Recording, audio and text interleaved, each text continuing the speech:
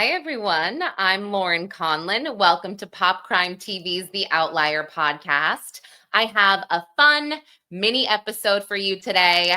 No crime, if you've noticed. Lately, The Outlier / Pop Crime TV has been very light with very fun actors. So today, I have actor Marlon Wayans, one of my personal favorites. I grew up watching him. White Chicks, In Living Color, Little Man. He actually brings that to my attention. I totally forgot about that movie just for a second until he brought it up. But I had such a good time talking to him. I feel like I just laughed the whole time or tried not to laugh as much just because that would make things awkward. But a couple just words of warning here, technically speaking. So this was on a third-party Zoom. The sound lags just a bit. It's a little fuzzy. It's a little jumpy. So I want to apologize for just the poor technical quality. It's probably better to listen to this episode. I'm gonna say that. But yeah. So he is promoting a comedy tour that he's doing in the United States, and he actually happens to be in New York this coming weekend. So this weekend, it's the weekend, the 14th and the 15th of November. He'll be in Staten Island and then upstate New York.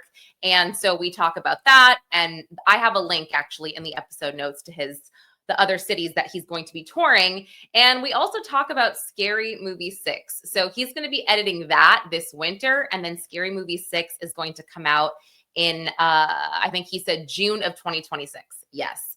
But I mean, we get into sort of just some discussions about comedy in general, about people being a little bit too sensitive. I mean, he really had a lot to say about Gen X, which made me laugh, and how they're very offended by everything, which they are.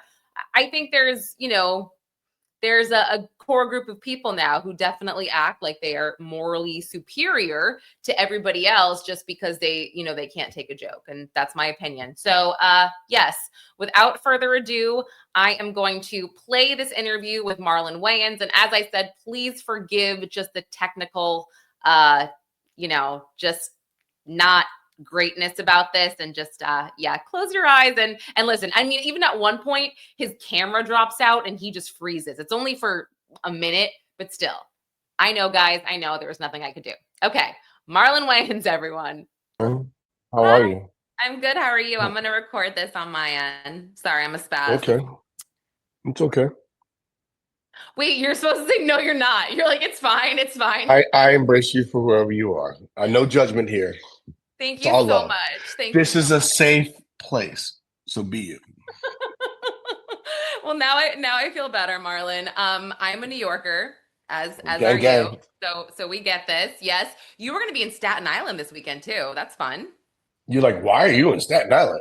You know Wait, what's crazy? I love I Staten haven't Island. been there since I was a kid. So I'm really looking forward to what's the best restaurant. I want to go eat the best Italian food or the best food.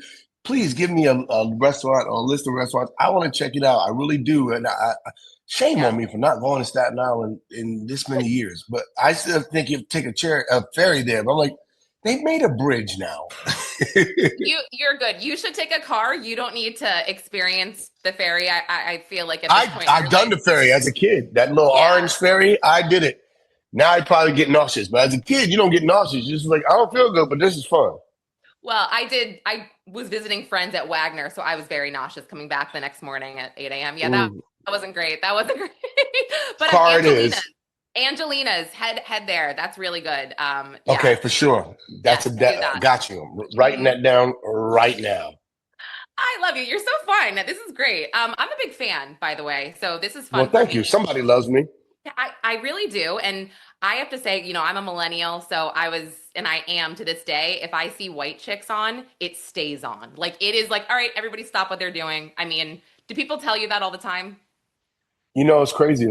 A lot of my movies, the ones that all the critics hated, are movies that the culture loves. Like they're classics. You know, it's like I get people coming up to me like, "Man, Don't Be a Menace was so hilarious." I'm like, that was 35 years ago. Scary Movie, that was classic.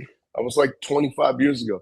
White Chicks, oh my God, Little Man, and it feels good because it's like when you do a great comedy, you're a part of somebody's childhood. You're a part of their smile. You're a part of uh, their like their genetics and their sense of humor. And so, comedies are a lot more important than we think, and that's why we're doing Scary Movie 6. Is because I feel like the world needs to laugh again, especially this new generation, Gen Alpha, whoever these little Jim Better, whoever they are. I don't know who they are right now, but they need to laugh. These old sensitive ass little kids need to laugh. I totally agree. I can't. Sorry, you're saying all these movies right now that literally are my childhood. When you brought up Little Man, yeah, I forgot. That was so funny. My brother Keenan taught me there's no vanity in comedy. You go, I come from the school of Jim Carrey. Jim Carrey would light himself on fire literally for a joke. We just want to, whatever it takes to make the audience laugh, that's what I'm going to do. And there's no shame in it. And because when you go that hard, you go that far, you'll be surprised how you connect with people because everybody has this inner child. There's a part of me that's always going to be prepubescent. I did Kai Cenat has a stream, and it was him and a bunch of like 20-something-year-old guys. And I go on that show as a 53-year-old man. They're like, yo, I've never seen somebody that funny. Why are you this funny and that crazy and that wild? I'm like, bro, there's a 15-year-old that lives in me. And you gave me an opportunity to be him for 5 hours. I wanted to spend the night. I had more jokes I wanted to do. I had pranks. And it was just like, you got to go home. You got to go home. And just thinking about you younger, because I feel like, obviously I've watched you for my entire life. I always wanted to be a part of your family too. You guys always looked like you had so much fun together. You were always laughing at each other and with each other, right? It wasn't just, yeah. But it always was so nice and so. Thank you. I kind of miss that too, and I want to bring that back in a bigger way. I really feel like we need to take that connectivity and brand it and keep it in everybody's life because we all come from a family. And what we were able to do on TV is honestly, genuinely just love each other like my parents taught us. And we have our differences, but what's important is that we get over those differences and we band together and come together and, make the world laugh. And so that's what we kind of did with Scary Movie 6, which comes out June 12th, 2026. Is we just all got together, me, Sean, and Keenan, and brought the band back, Anna Faris, Regina Hall, and a host of others. And man, this movie's going to be a really fun experience. And I can't wait for you guys to laugh this summer in that theater with us. I'm so excited for it. I'm literally so excited. I mean, God, June. We have to get through winter. That's like, I'll be in editing. I'll be in editing indoors in the winter. So by the spring, I'll be out promoting Scary Movie 6. You have something to do, so good for you. You have something to focus on, and so hopefully I can talk to you again before June, so we can Promise. So we can get this. Okay, good. And Got then, you bring up such a good point about the Gen Z nowadays who are just always screaming and serious, and they are all over the place.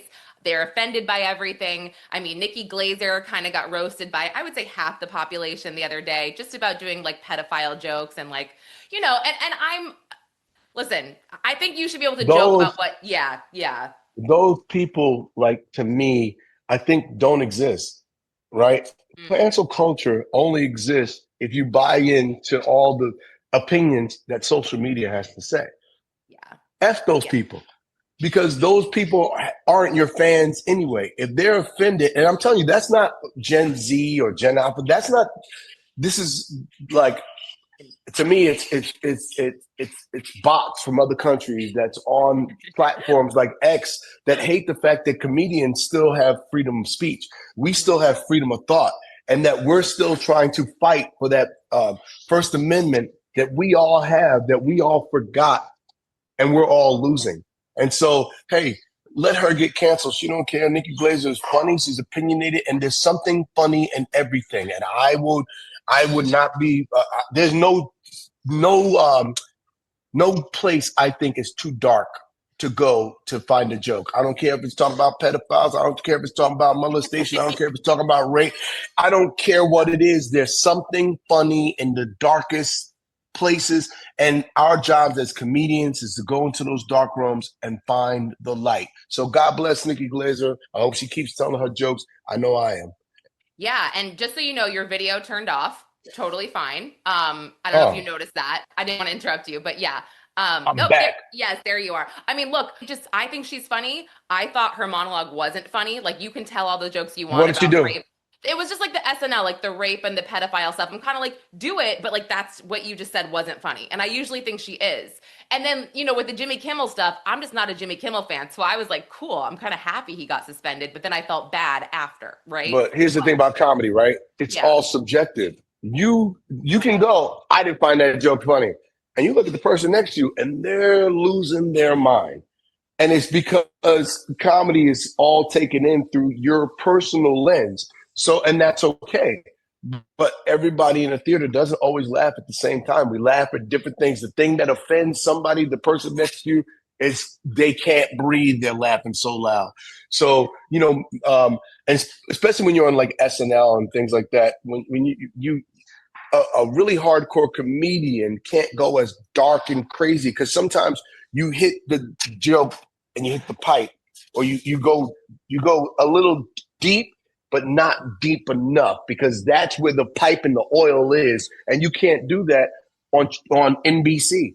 You can't go as dark as you want, and I'm guaranteeing you that whatever joke she told, it was a mild version of the joke she really wanted to tell, that she knows makes people laugh, that she loves to do in theaters and comedy clubs, but you just can't do on TV. So you live, you learn lessons, but you live to fight another day, such as comedy, such as joke telling.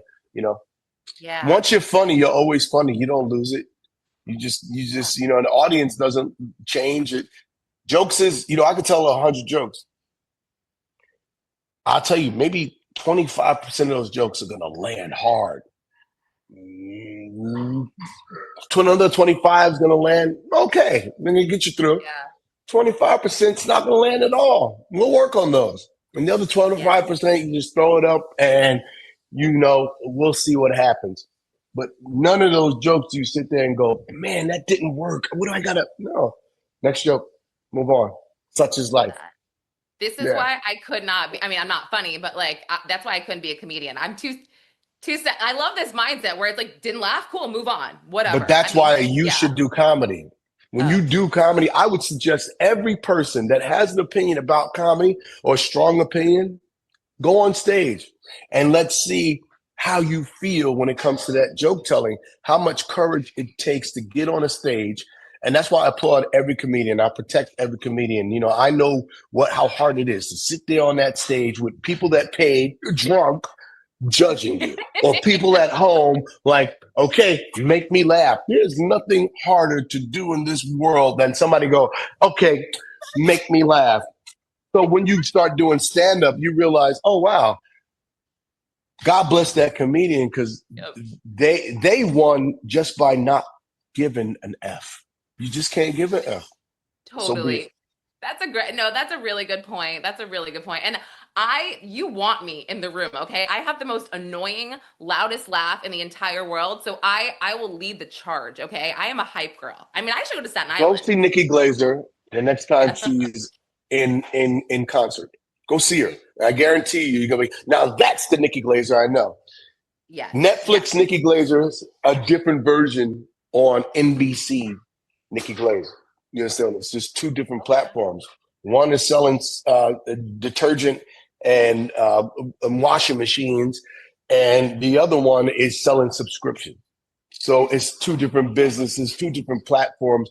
If you believe they were funny in one platform, believe they're funny in the next platform. Go see them in concert. Go see me in concert. You'll see this weekend I'm at in Staten Island at the St. George Theater, and that's November 15th, Saturday, and then Sunday I'm in Kingston, New York, which is and I'm at the Ulrich Performing Arts Center. And you see me in doing stand up at a live show, I'm a different kind of guy than you see in movies. I'm a lot edgier. I'm a lot crazier. I'm unfiltered. And some of it is good, some of it may be bad, but man, I'll tell you this much, it's an experience. And afterward, you come out and you're gonna go, maybe that joke didn't land, but man, that joke, oh my God, that killed me. And then you go, at the end, for me, I like to make people feel good. So, you know, it's a great show. Come check it out. And go check out all your favorite comedians, because them in a live show is different than them on TV. Well, I'm going to put all the links in the episode notes to your tour, everything you're doing. Marlon, I'm obsessed with you. This was so fun. Thank you Well, so come see my much. show. Really. Microphone muted. Sorry. Okay, I am back. Isn't he great? I had so much fun talking to him. So thank you guys for listening and dealing with some of the technical mishaps that I had noted. But yeah, overall, really enjoyed him. And we do need to bring Edge back to comedy. I mean, I admitted I don't like Jimmy Kimmel. I really don't. I didn't care when he got suspended. When I looked after and saw why, I was like, okay, that sucks. That's not really fair. But you know, I kind of blocked it out for a minute just because I wasn't a huge fan. But he's back. He has a show, so that's good. You know, the principle there, that's important. But anyway, guys, thank you so much for watching, for listening. I will be back, not as frequently, but don't forget to like and subscribe if you don't already. And I will see you next time.